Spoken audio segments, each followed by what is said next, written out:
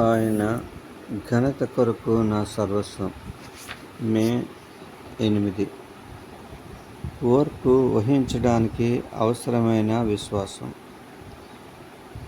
నీవు ఓర్పు విషయమైన వాక్యమును గైకొంటివి గనుక నేనును నిన్ను కాపాడదను. ప్రకటన 3:10.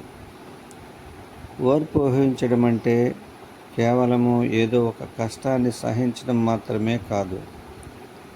ఓర్పు అంటే చిట్ట చివరి వరకు గట్టిగా పట్టుకొని ఉండడం కంటే ఎక్కువే. విలుకాని చేతిలో ఉన్న విల్లులాగా, బాణాల్లాగా పరిశుద్ధుని జీవితం దేవుని చేతుల్లో ఉంది. దేవుడు దేన్ని దృష్టిస్తున్నాడో పరిశుద్ధుని దృష్టికి అందదు.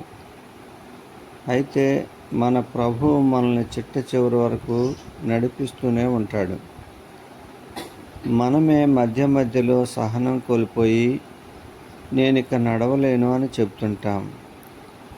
అయినా దేవుడు మనము తన ఉద్దేశాలను దృష్టించే వరకు మనల్ని నడిపించి మన ద్వారా తన ఉద్దేశాలని నెరవేర్చుకుంటాడు. నిన్ను నీవు దేవుని చేతులకు అప్పగించుకో. నీ జీవితంలో నీవు ఓర్పు వహించవలసినవి ఏమైనా ఉన్నాయా?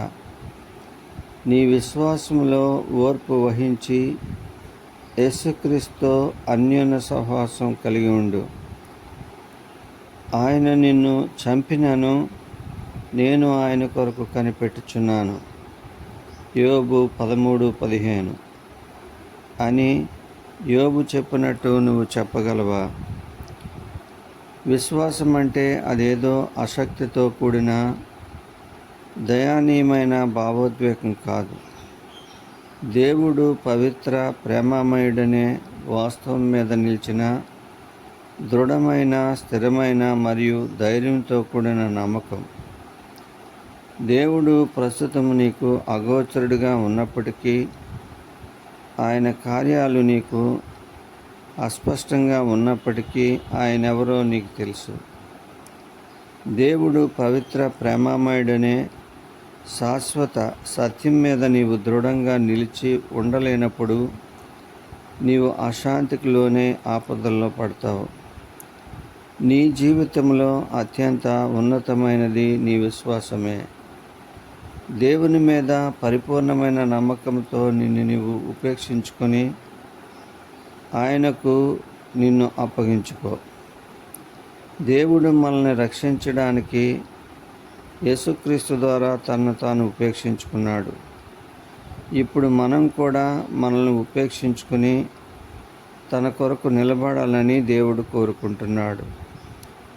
మనలో ఇంకా విశ్వాసము, కార్యరూపము దాల్చిన రంగాలు చాలా ఉన్నాయి. మనలో ఇంకా దేవుని వాక్యం చేత తాకబడిన ప్రదేశాలు చాలా ఉన్నాయి. యేసుక్రీస్తు జీవితంలో అటువంటివేమీ లేవు. మన జీవితంలో కూడా ఉండడానికి వీల్లేదు. అద్వితీయ సత్యదేవుడివైన నిన్నును నీవు పంపిన యేసుక్రీస్తును ఎరుగటయే నిత్యజీవం అని యేసు ప్రార్థించాడు. ఈ సత్యాన్ని మనం గ్రహించినట్లయితే మన జీవితం సుందరంగా మారుతుంది. మనము ఏ స్థితిలో ఉన్నప్పటికీ అద్భుతాలను చూడగలిగిన అపూర్వ క్షణాలు మన స్వంతమవుతాయి. దేవుడు మనల్ని ఉన్నతమైన మెట్టుకు ఎక్కించడానికే మనల్ని సరిదిద్ది క్రమశిక్షణలో పెడుతున్నాడు.